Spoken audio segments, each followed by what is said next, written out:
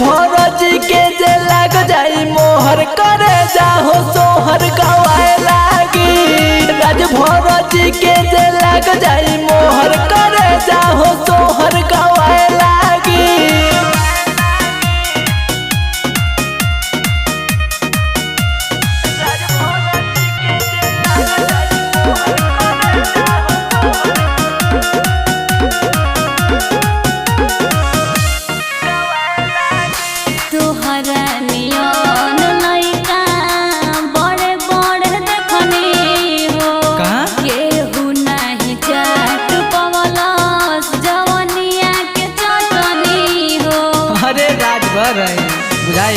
सुना बोले सब जट तोहरा के छोड़ देले बाजन, तोहरा के देखी मुंह मोड़ लेले बा।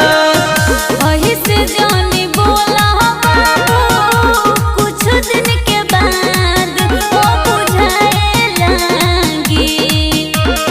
राज भौजी के जे लग जाई मोहर करे जाहो सोहर गवाए लागी। राज भौजी के जे लग जाई मोहर करे जाहो सोहर गवाए लागी।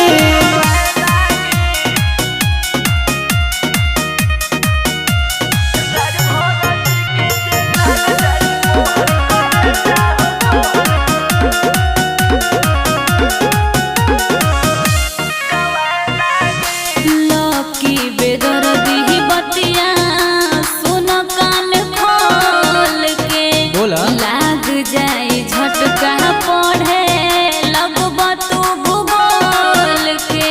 अच्छा ये बता सुना केहू नहीं खेला खंत रंग पाँच गोरिया जैबू हवा से बच के नयाज गोरिया। एह तना जे बोला तारा तोहरो ई देहिया भवाए लागी। राज भौजी के जे लग जाई मोहर करे जाहो सोहर गवाए